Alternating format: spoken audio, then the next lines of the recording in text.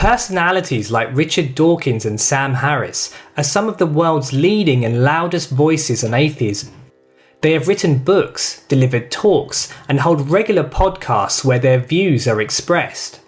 Both Dawkins and Harris hold to a materialist worldview based on reason.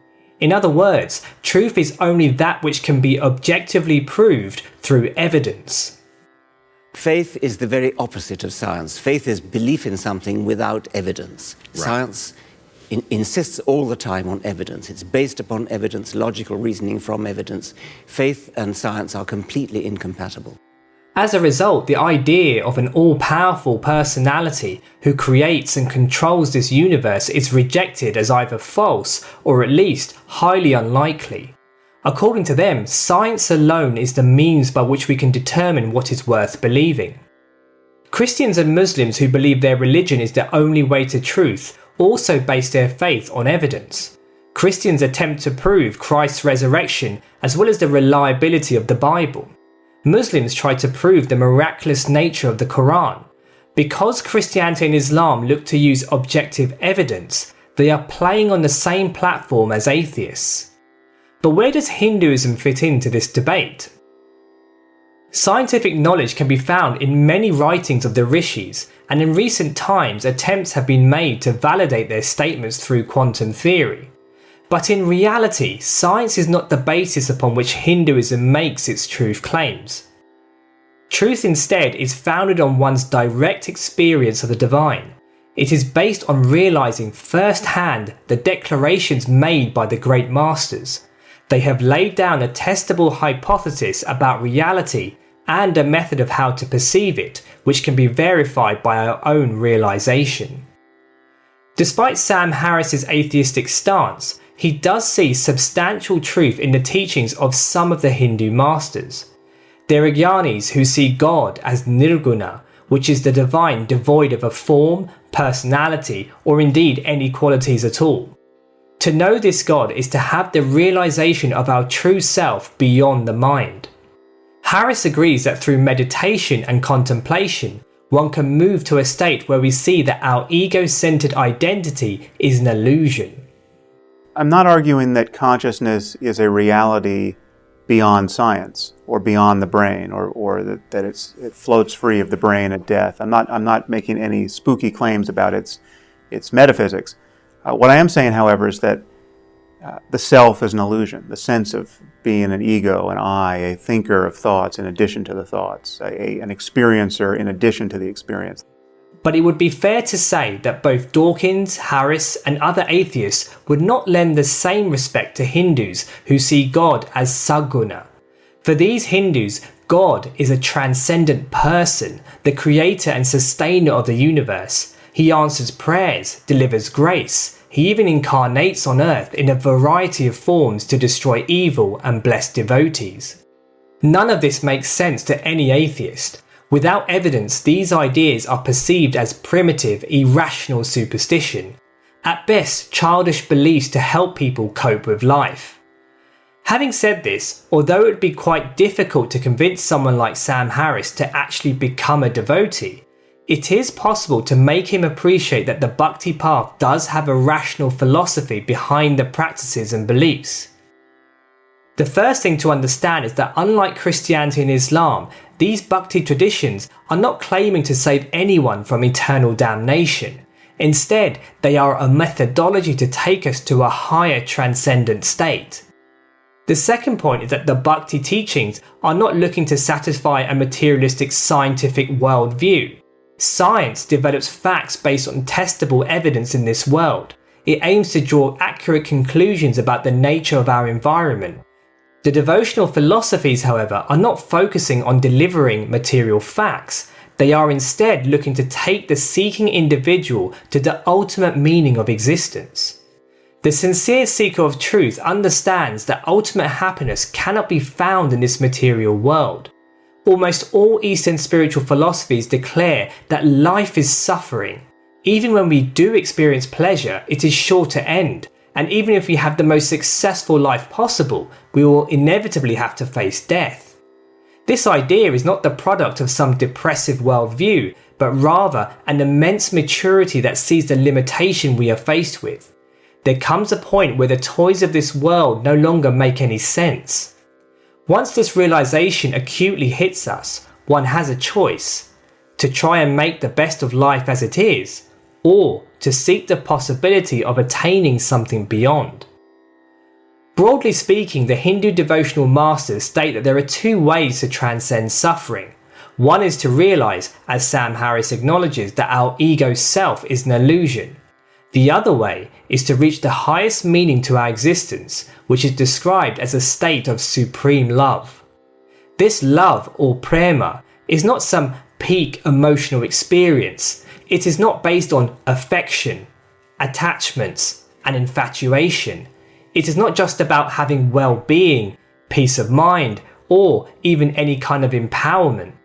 This love is eternal, ever-expanding, untouched by the ways of the world.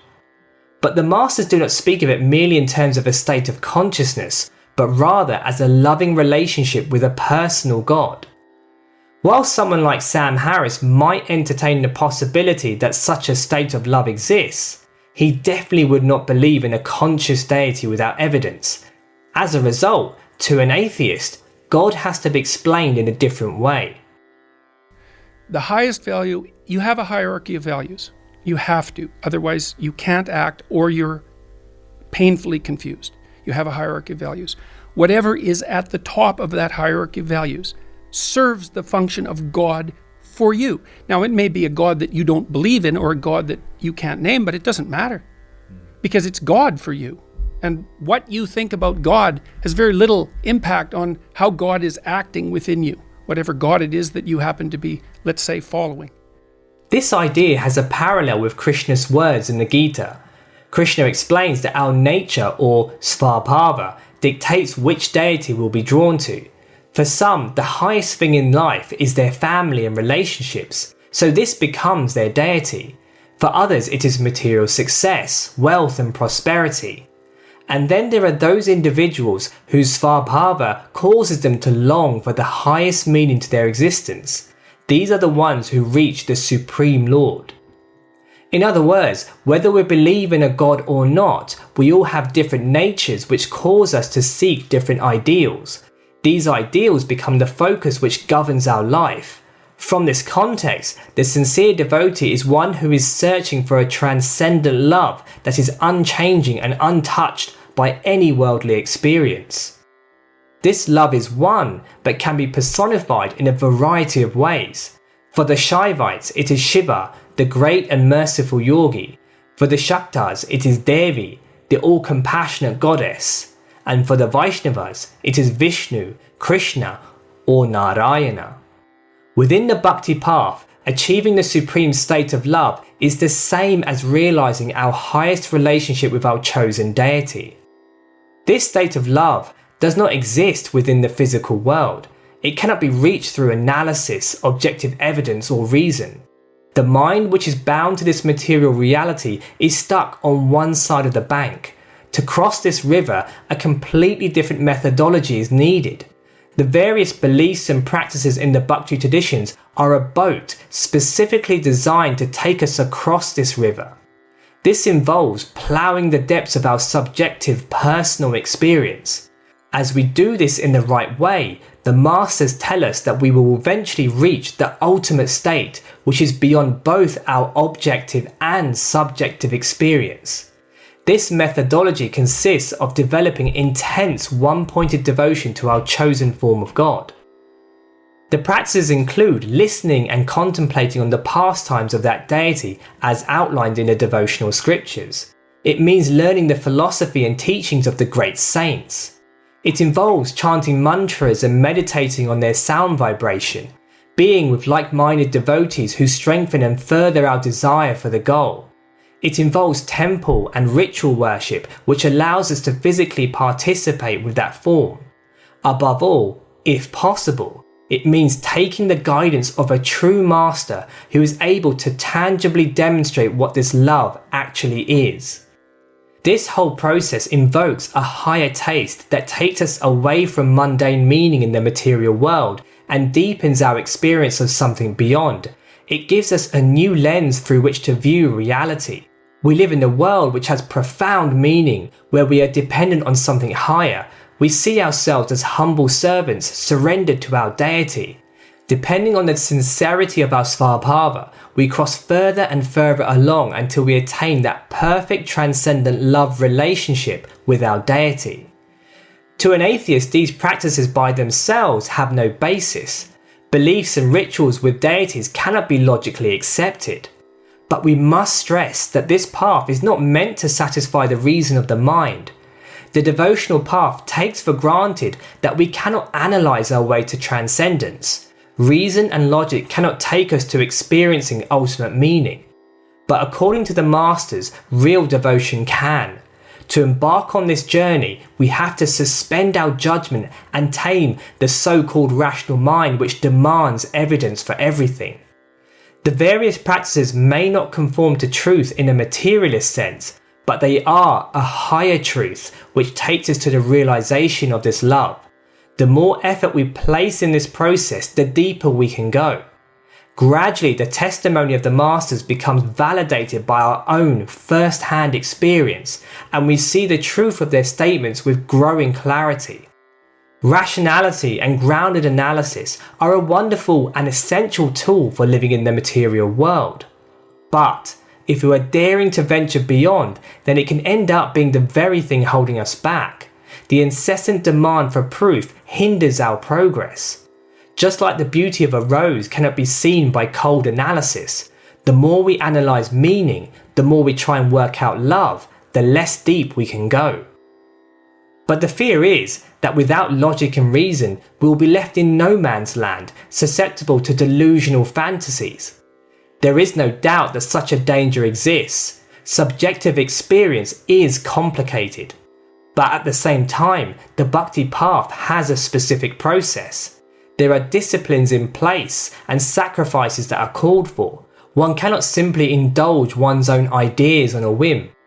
The other thing to note is that the state of supreme love is not a passing cloud.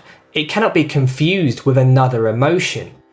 As even Sam Harris explains, we can doubt anything, but there is one thing that is self-evident. It's the only thing that has to be true of us, no matter how mistaken we might be about everything else. So if we're in the Matrix right now, and this is just we're just living in the simulation on some alien supercomputer, and none of what we think is real is actually real, consciousness is still real. I mean, consciousness is just simply the fact that anything seems to be happening. In the same way that nothing can convince you that your very existence is false, divine realization is so fundamental, so primary to who we are, that it cannot be denied. No objective evidence is needed to prove it. Ultimately, it is our ego versus our sincerity that will dictate how successful one will be on the devotional path. Only one who has abandoned all desires, who is completely rid of all selfishness, can know the truth of this love. Atheists like Sam Harris and Richard Dawkins may never appreciate what the Hindu theistic religions have to offer, but they should understand that behind the practices and beliefs, there exists a philosophical framework which is entirely rational given what the individual wants to achieve.